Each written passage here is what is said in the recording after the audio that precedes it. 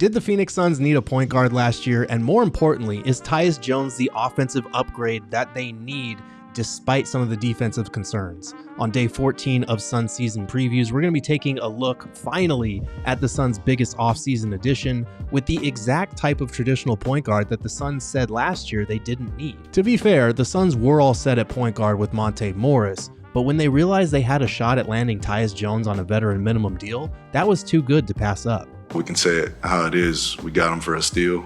When did we think we were going to get him? Like, we didn't think we had a chance, to be honest with you, at the beginning. And so, but spending time with it, that didn't mean we didn't make the calls, didn't mean we didn't spend the time. But, you know, you have a 1% chance of something that grows to 5, 10, 20, 30, and all of a sudden you're like, we might be in the game here. I think with the new rules and like a cap space, and a lot of people got squeezed. So, our first real meeting with Tyus' agent, Kevin, was in Vegas during Summer League, and we had a nice drink and kind of talked about the role and vision, how it could be a perfect fit, but also understood they were going to take their time and see how things played out. And from there, then we said, like, let's go all in and recruit him. And the worst thing to do is say no to us. I remember the news being broke while we were at USA, and all the guys in the locker room was like, man, how did y'all get that done? I want to win. I want to contend for a championship. Obviously, the roster that was in place prior to me, coming here was, enticing. Just getting a chance to play with, so many great players, and also the role.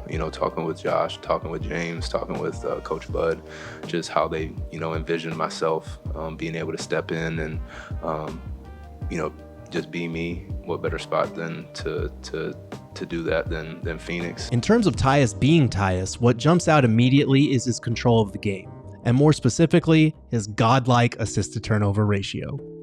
Over the last 6 seasons, Tyus Jones has led all qualified players in assist-to-turnover every single year. Last season, he set the single-season record in that category, and he also just so happens to hold the all-time record for the best assist-to-turnover ratio in NBA history at 5.56. There are pros and cons to adding an undersized point guard to the starting lineup, but playmaking's a definite plus. He averaged a career-high 7.3 assists per game last year, and that was for the Wizards' 25th ranked offense. It's easy to picture how deadly the Suns could be if you start replacing Kyle Kuzma, Denny Avdia, and Jordan Poole here with Kevin Durant, Devin Booker, and Bradley Beal. Jones makes good, smart passes, and he rarely turns the ball over. He doesn't drive to the rim very often, but he can make good pocket passes or find rolling bigs for lobs in the pick and roll. Yusuf Nurkic isn't the type of above-the-rim threat that Daniel Gafford was, but Jones can run a pick and roll with anyone, ranking in the 94th percentile in points per possession as a pick and roll ball handler last year. Whether it's dumping it off to the rolling big or targeting open shooters on the weak side, Jones will be able to orchestrate this offense until it sings like a symphony.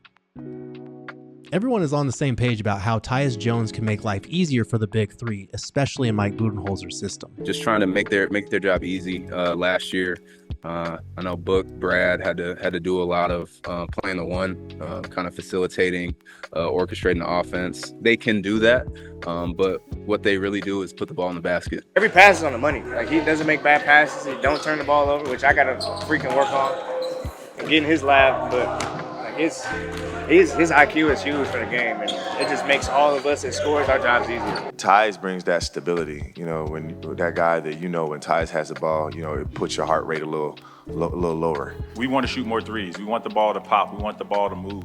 And as long as those guys are somewhat the conduit in between, I think whichever decision they make, will be an optimal decision, and I know everyone will respect it. Part of Jones's value will be helping the Suns push the tempo. He's a master of the hit-ahead pass, turning misses into fast break opportunities. When he gets his hand on a steal, it's an instant transition opportunity. And even off made baskets, Jones is looking to kick the ball ahead to take advantage of cross matches on defense. The Suns won't play at the Wizards' breakneck, league-leading pace, but Phoenix was number 1 in points per possession in transition last year. They just need to do it more often, and no offense to guys like Kuzma or Poole, but KD, Book, and Beal are a different animal entirely. There's no question Tyus can set the table as a facilitator, but he'll also have to walk the line between being a pass-first guard and a scoring threat as well. Fortunately, Jones is a capable shooter, knocking down a career-high 41% of his threes last year. He shot 42% on catch-and-shoot looks and 46% on wide-open looks, which means he can space the floor off the ball whenever one of the big three is going to work. But Jones has also improved as a shooter off the dribble, drilling 39% of his pull-up threes last year. If there's an opening in the defense, he should feel confident letting it fly in this system. Jones only ranked in the 58th percentile in three-point openness rating last year, but that number should improve significantly playing with the big three. But there's also another not-so-secret weapon to his game. I think his ability to be able to shoot that floater, makes defenses, you have to be honest, keep him honest, because he wants to pass first, but I love his ability to want to be able to shoot, and that floater of his. I've always had it, but the older I've gotten, the more, obviously at this level, bigger defender, bigger athletes, better shot blockers. So it was just a shot that I was going to have to rely on or get to more, and then it just became, kind of target practice, just knowing when I can get to my spot, get to that floater. Because Jones is a smaller guard and an average finisher around the basket, he's relied heavily on his floater whenever he's looking to score in the paint. In fact, only Jalen Brunson and Trae Young took more floaters than Tyus Jones last season. That's not a bad thing though, since Tyus made nearly 55% of his floaters, a shot that constituted 37% of his shot attempts because he took nearly 250 of them. He can get to that shot from pretty much any angle or side of the court. He can weave his way around screens and keep his defender on his hip before letting it loose.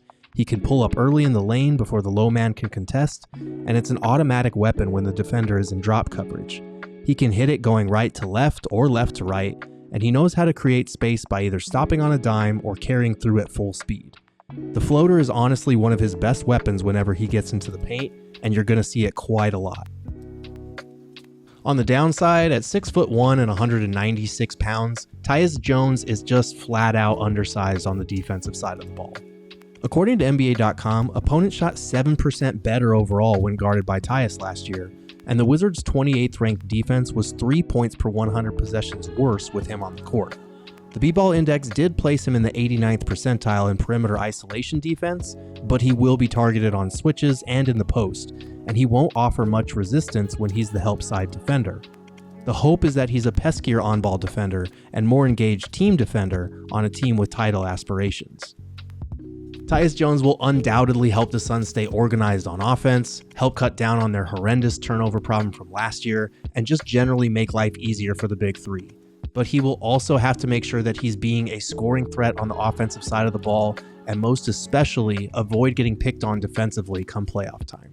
Thanks for watching today's Suns season preview. Be sure to like this video, subscribe to PHNX Sports on YouTube, listen to the PHNX Suns podcast every day at 3 p.m. Go check out my written previews over at gophnx.com, and check back right here tomorrow as we start our season previews on the Big Three, beginning with Kevin Durant.